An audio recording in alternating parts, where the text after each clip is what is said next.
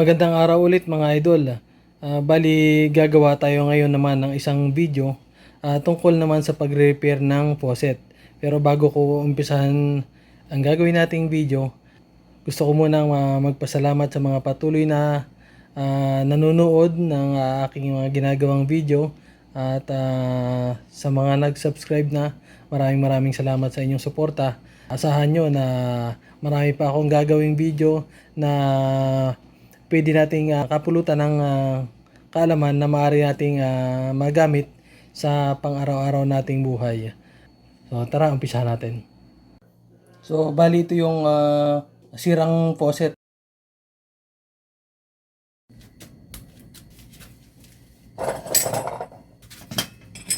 So meron akong ginawa ditong setup ng fittings sa may faucet ko sa labas. So dito lang tayo magte-testing.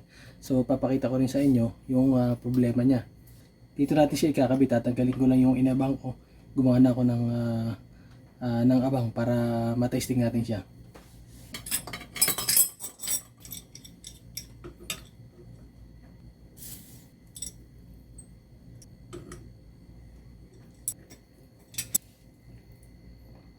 So, nilagyan ko to ng valve, angle valve nilagay ko para may patayin yung gripo ko bago magpapalit ako. So ganon din dito.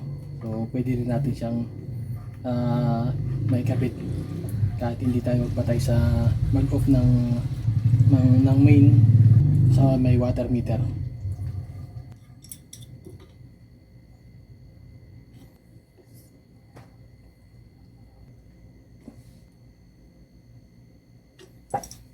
Ito kasi yung problem niya. So testing natin. Bukas natin yung valve natin.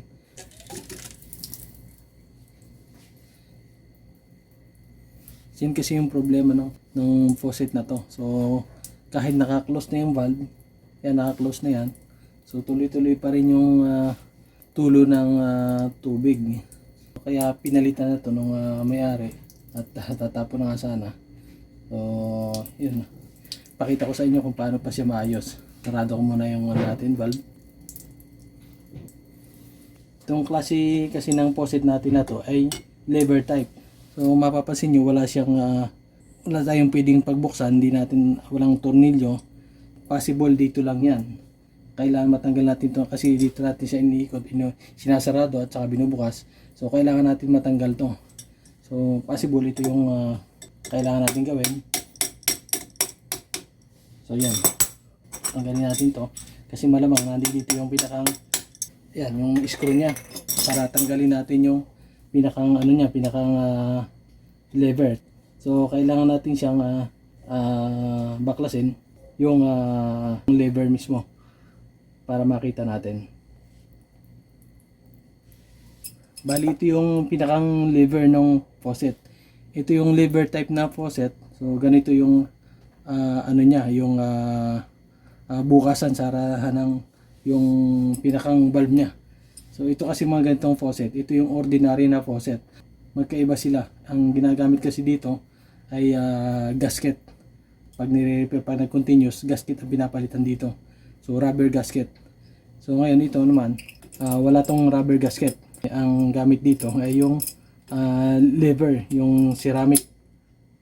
Pakita ko sa inyo yung loob niya. Baklasin natin dito. So kailangan lang po binabaklas natin siya dito. Kailangan makita natin kung paano siya natin bubuksan yung mga gripo pagka naka-encounter tayo ng ganitong problema. So kapansin ito yung loob niya. So tingnan natin, ito yung lever na tinasabi ko, yung nasa loob niya. Yan po yan yung lever niya. Yun yung nagbubukas at sara ng tubig. Pansinin niyo po yung pag inikot natin to. Ayan, pag inikot natin yan, nagbubukas, nagsasara, bukas, sara. Nasasara naman siya, pero bakit continuous yung tubig? So kailangan natin tanggalin yung pinakang gasket na to, parang pinakang spacer to, para hindi lumabas yung natin lever. So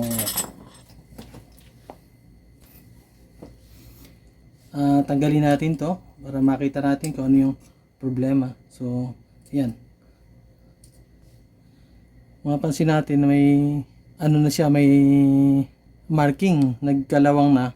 Dapat kasi ito pantay lang. So mapapansin nyo dito nagkaroon ng kalawang, saka sa side na to yung gitna open. So ibig sabihin hindi na pantay yung ceramic, hindi na siya pantay. So possible dito yung cost ng pag lilik niya.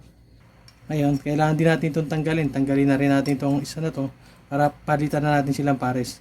So ayan, meron naman na tayong nabiling pamalit. So nakapag-provide naman tayo ng pamalit. Yung mga ganitong repair kit ng faucet, mabibili naman to sa hardware. Pero kung wala kayong mabibili sa hardware, mas maganda na punta kayo sa mga Home Depot at sigurado may mabibili kayo. So ito yun. So paano siya nakakabit kanina, yung pantay, yun yung nasa ibabaw. At yung may ano na yan, yung may mga mounting mark nya, yun yung nasa ilalim. Ito na yung ipapalit natin. Kaya yung sinabi ko kanina, ayan, kailangan natin i-align siya ng pagpasok. So nakaayos. Ayun. Tapos kanina nung tinanggal natin yung luma, ito rin yung nasa labas. So yung plane, yun ang nasa ilalim. So yung dalawang plane, yun yung magkalapat. So tandaan nyo po. So ngayon ipasok natin yung guide natin, yun yung guide natin na para pumasok siya doon sa gatla niya para maipasok natin siya. So doon natin siya i-align. So ayan siya. Ayun. Okay na. Ayun, napalitan na natin siya. Ngayon, kailangan nating lagyan din siya ng gasket. So ito yung luma natin kanina na rubber gasket. Meron din tayong bago. Palitan na rin natin yan. Kasi kasama naman yan ng repair kit. Pag nakabili kayo, may kasama palaging ganyan. So palitan na natin para sigurado tayo. So pwede nating ibalik.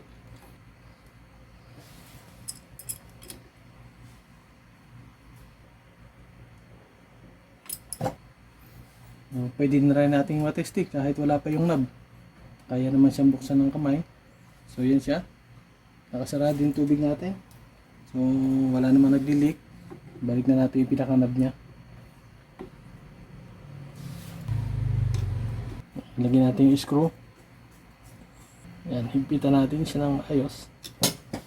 Tapos ngayon ay ito yung marking natin ng open at close ng valve para masunod natin yung tamang setup. So ibig sabihin pag naka-cross kasi dapat yan nakasarado. So ito naka-cross siya, nakasarado. So ganun na lang gawin nating setup. Pwede naman natin ikabit yan kahit paano pwesto kasi sinusok-sok lang naman siya. Kailangan lang natin yung alignment natin, maayos natin. Pwede nakaganon kung ano yung gusto natin, pwede. Kaya lang dun tayo sa ang valve kasi pagka naka-cross yung handle, naka-sarado yung linya. So ganun lang gawin natin. So dito natin i-pacing yung niya, yung kasi naka-close siya ngayon, naka-close. So yan natin i-pacing, ito yung close niya. So yan pwede na nating i-testing kung okay na ba yung natin. Nakabukas naman yung valve natin dito. So testing natin. So yan siya. Sarado natin. So yun. Nagawa natin, success tayo. So ito lang po yung problema niya. So pag naka-encounter kayo ng mga ganong problema ng faucet, so kung may mabibili naman tayong repair kit at matatry nating mabuksan yung faucet, pwede natin subukan ayusin para naman hindi tayo bibili ng isang buong gripo kagad para palitan siya. So gaya na ginawa natin, ito mura lang kasi yung ganito. Kung para bibili ka ng faucet, yung ganitong faucet pang 700 plus siguro to. Yung ganito kasing mga repair kit makakabili ka sa mga supplier sa tulad ito, nabili ko siya sa Home Depot. So hindi pa ako gumastos ng 100. So naayos ko na yung faucet. Marami pa akong spare. So isang ganito na siya kadami.